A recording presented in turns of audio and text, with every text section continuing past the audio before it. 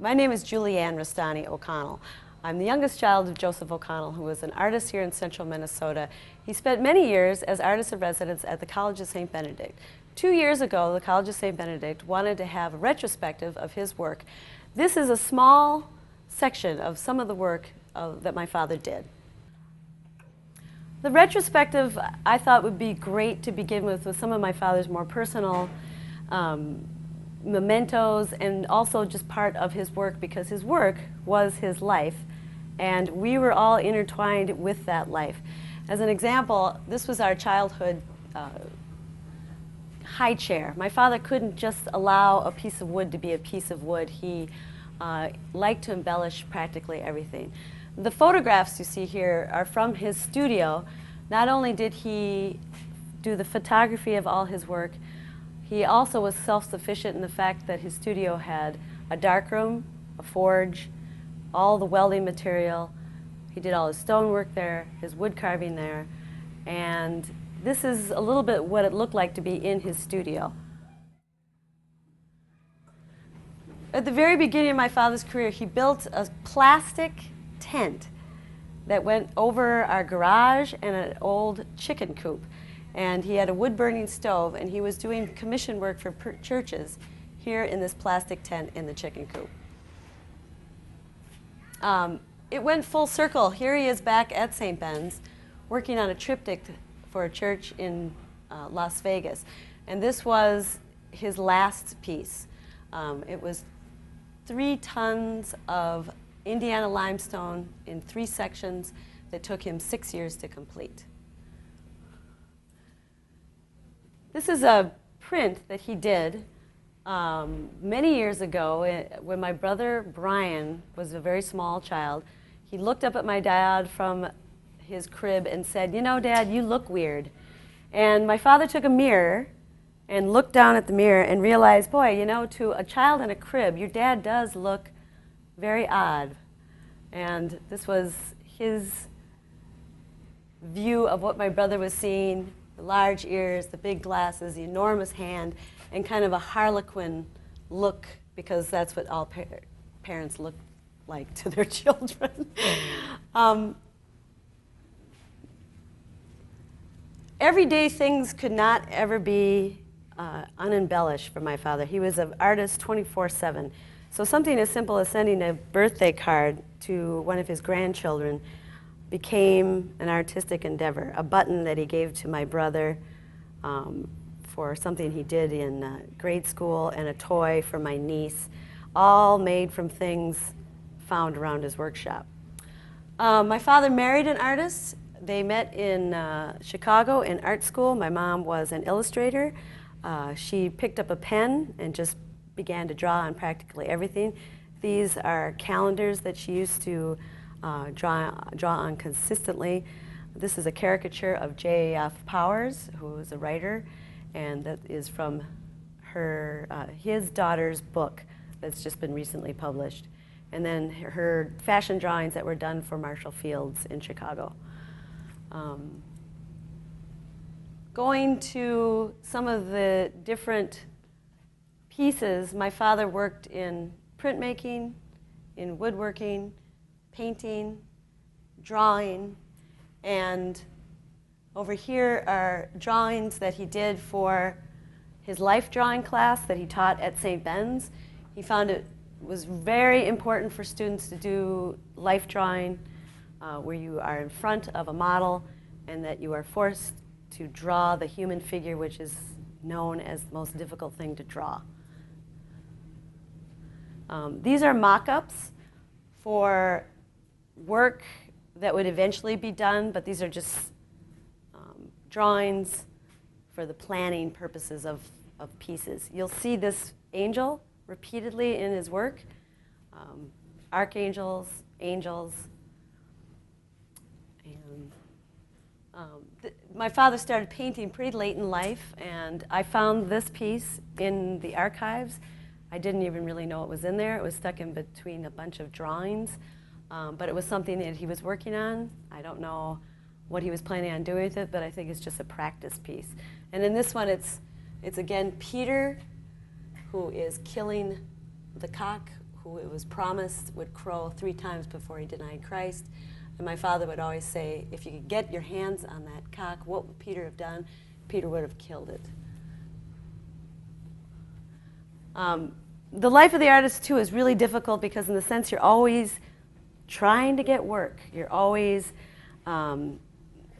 putting up and putting together mock-ups. These are mock-ups he did for work that was eventually sold. He actually did do that statue on the left. This was a crucifix he had done, but he also had to work constantly on doing mock-ups, models, etc., just to get commissions, too. Engravings. I think out of all the woodworking, the metalwork, the stone carvings, I think engraving was probably his favorite thing to do because he did quite a lot of them. And doing the engravings was fun for him because he could always go back and change it.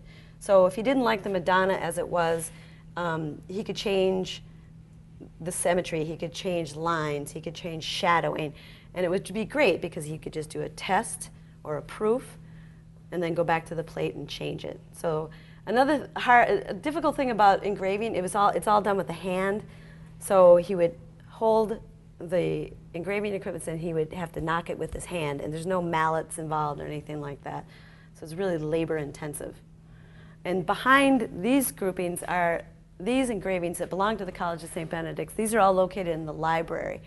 And again, to show the difficulty of the artist's life, this print is called The Artist in Front of the Arts Committee. What does an artist have to do to get the commission, to get the work?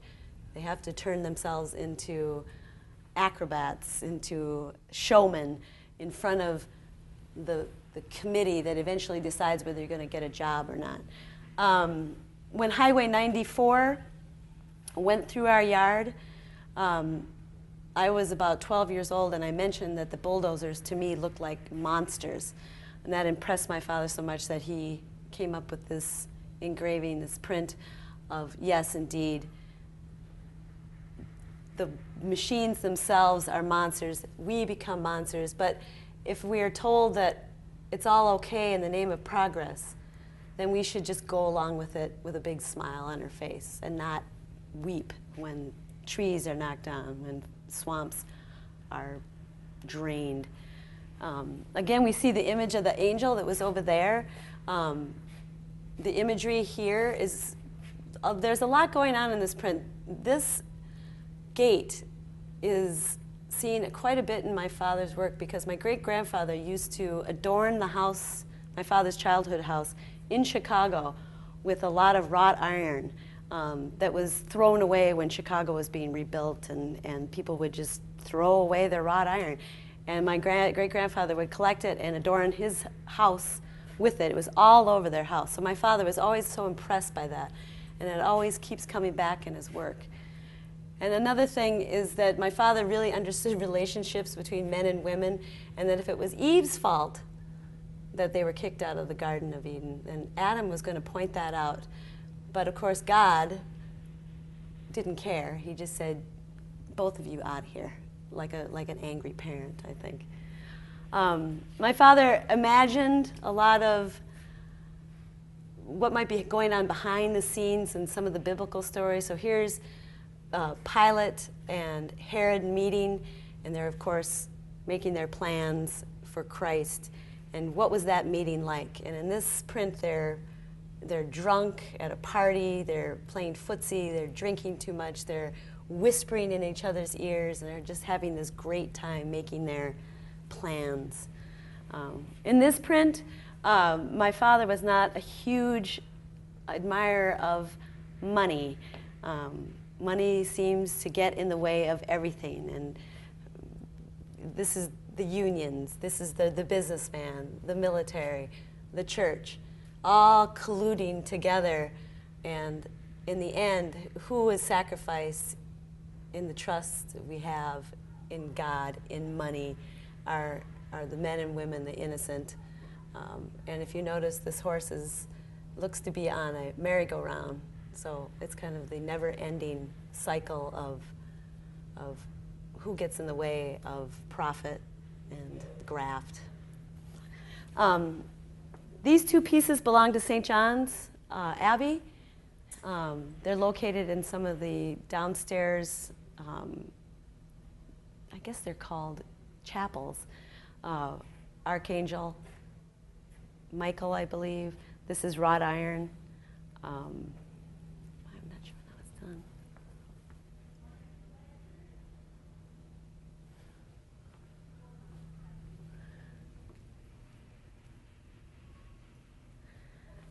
This is a woodcut of the Last Supper. Very bold, very striking. This actually belonged to me, but I decided to donate it to the College of St. Benedict, to their permanent collection. Not to think that all my father's work is completely based on biblical stories. This is an angel, but this angel is busy looking in on what we're doing, but also the title of this piece is called Leaning In for the Sign, my father's great love of baseball, and of course the human anatomy, most strikingly, the female form of the rear end.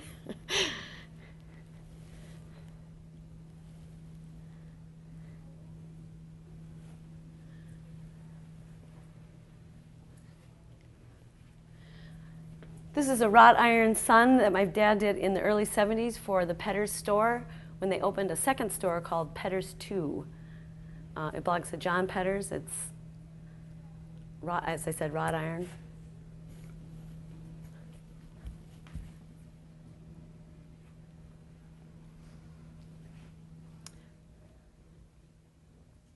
This is probably the most popular piece because simply nobody has ever really seen this piece. It belongs to Dr. Malcolm Blumenthal and his wife Marcia. They live down in the cities, and it's a mobile, and it moves, and it's done in a few different pieces. It's completely balanced. The title of this is Adam at what he thinks is in charge of, oh wait, no, I'm sorry. Adam at what he assumes to be the controls.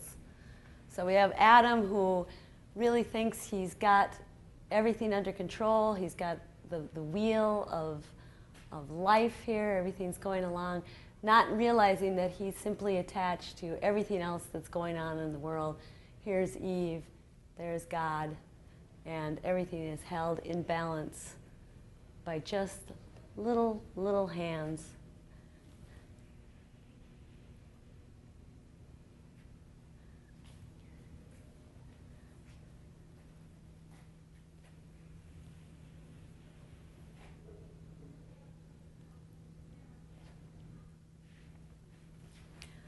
This piece is a Madonna that my dad did for the St. Joseph Church in St. Joseph, Minnesota.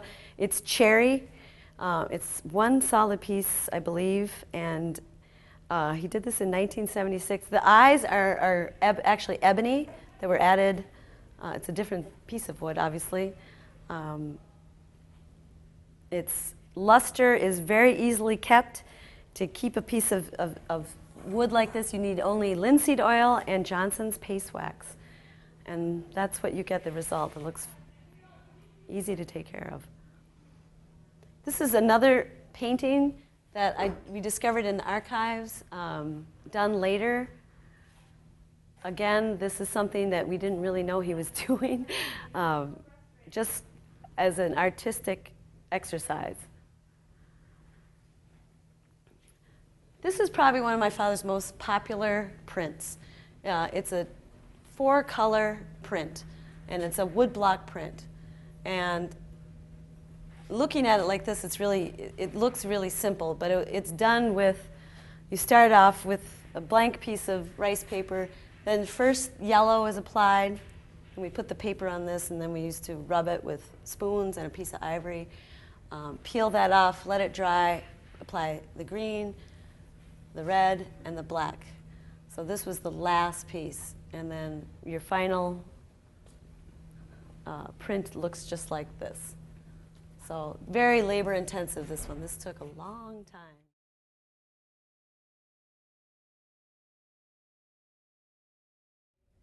When they do something like this and when they die, you're supposed to destroy the plates. The plates are supposed to be slashed and destroyed. But you know, this is such a good teaching tool for students that to destroy the plates would be really pretty tragic.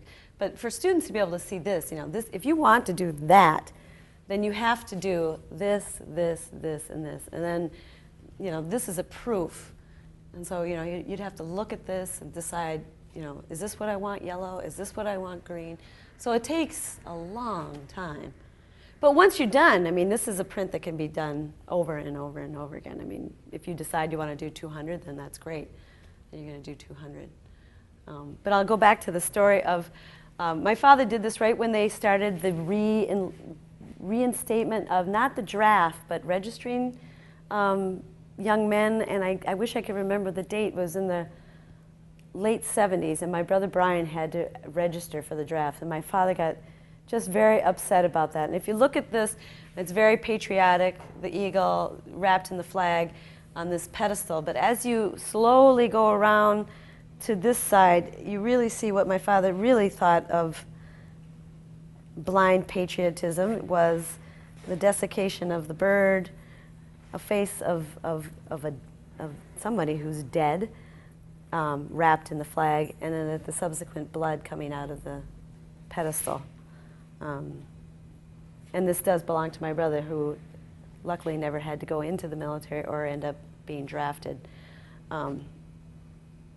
The bird motif, my dad was crazy about birds. In a lot of his work, you'll see crows, eagles, and many, many owls. Just was part of his passion because his studio was located in the woods. And above this is another wood print, The Night of the Rollers. And this was in honor of the fact my mother used to put her hair in rollers at night.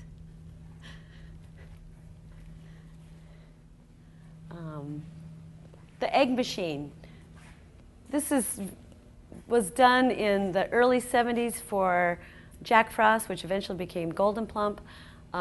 Just a really flowing, beautiful piece done with mostly castaway pieces of brass. And I know that everything in here has been recycled. I mean, way before before it was good to reuse and recycle, my dad recycled everything. He made his own tools. He had a lathe. If he needed a mallet, he made a mallet. He was constantly looking at something and how it could be reused, refurbished, and put into something like this. Hopefully, we're getting, as I said, I'm hoping that maybe the Helgesons would like to donate this piece to the college. I hope. I think did we cover everything? Jonah and the Whale, two incredibly different depictions of the story of Jonah and the Whale. This particular piece, St. John's found in their permanent collection. A monk gave it to the college with the note attached to it, Joe does not want to see this piece anymore. So sometimes my father simply abandoned a piece that just wasn't working the way he wanted it to work. And again, Jonah and the Whale here, a bit more obvious in its whale than this one, I think. Also, this pencil sketch, again, this was done later in life. My dad was going back into a lot of drawing, sketching. It was a lot to help students when he was teaching.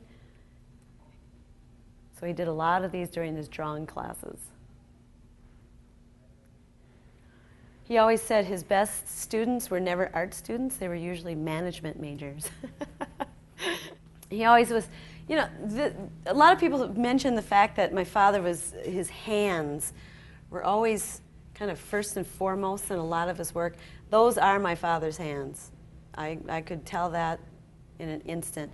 And again, that's the story of poor Peter, who is upset that he denied Christ, and if he could get his hands on that cock and kill it before he was able to deny Christ, that's what he would have done. And again, that wrought iron fencing always seems to pop up again in his work.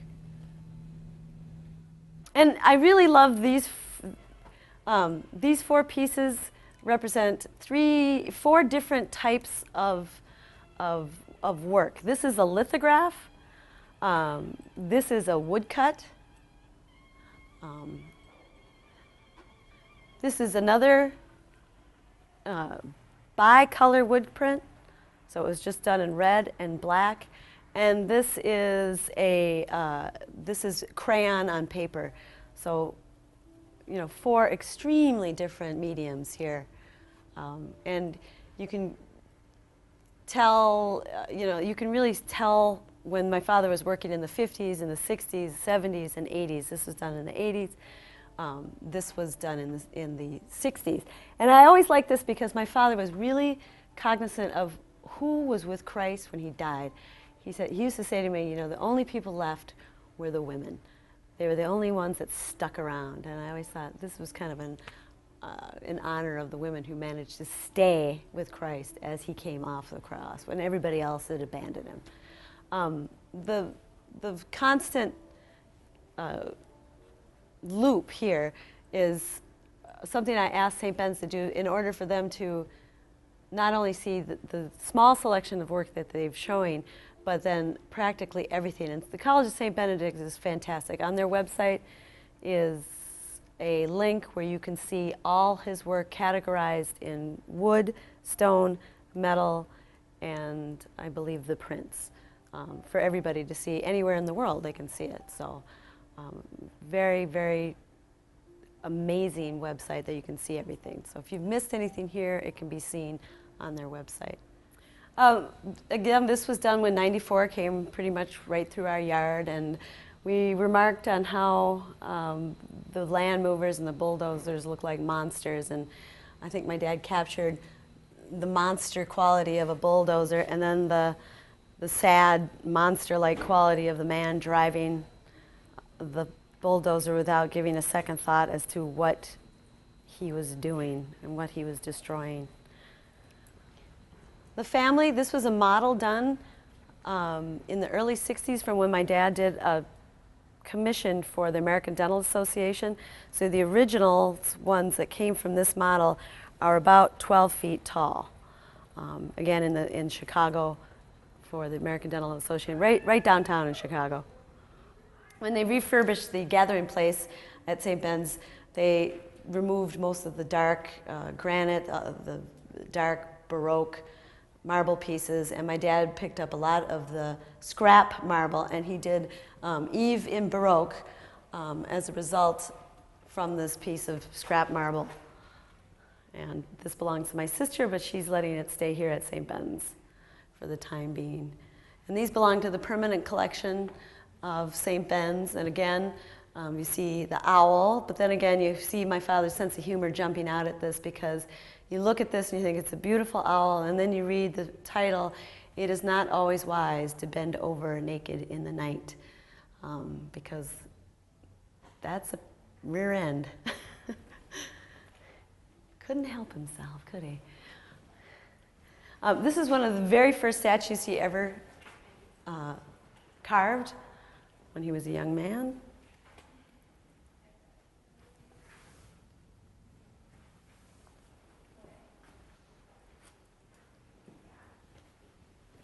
My mom gifted St. Ben's this statue.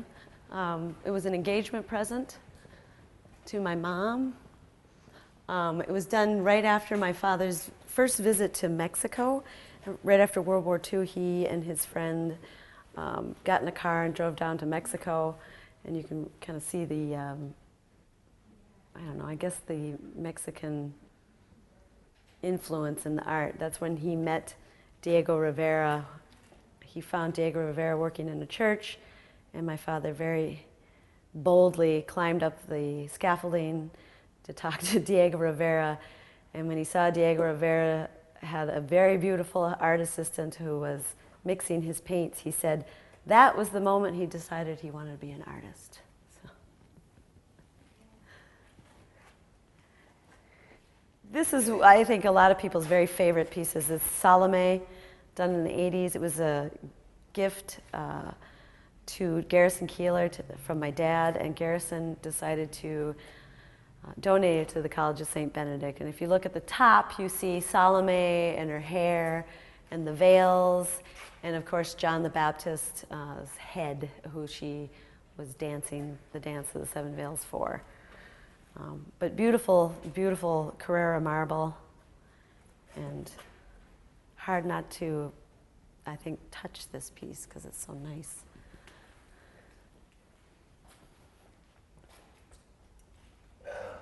It is very cool. And you can touch it, everybody touches it. Isn't that nice? And my dad said, touch it. He always wanted people to touch his work. Touch it, look at it. Isn't it nice? Oh, I didn't look at the top of it when Oh, we went yeah. by yesterday. There's It the just heads. I looked at it and it was like, oh, Yeah. interesting. And then I didn't Oh, no. go like this. No, you can see her That's face it. and the hair and the veils swirling around and the hands on his head, holding his head. Yeah, it's beautiful. I love this piece. It was really nice of him to donate that. This is a piece that was done right when the BAC opened. It's St. Benedict and the raven who saved his life. It's another wrought iron piece.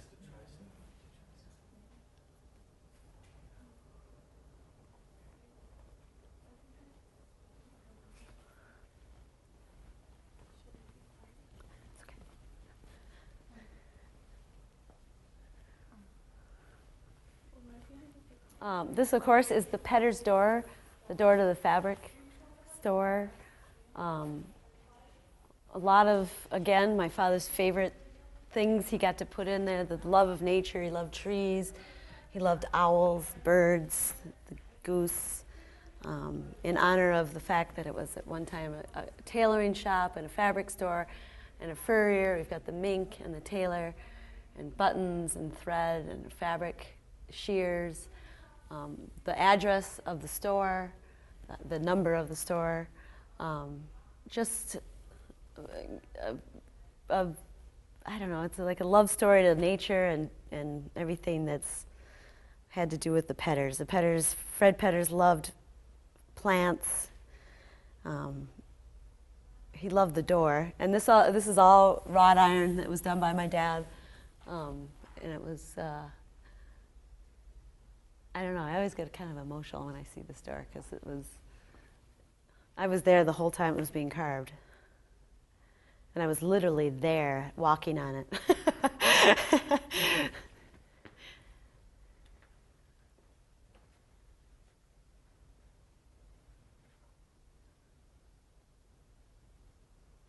And this is a lead piece that hung outside for years on our garage.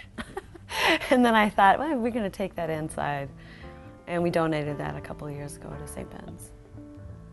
It's part of the permanent collection now.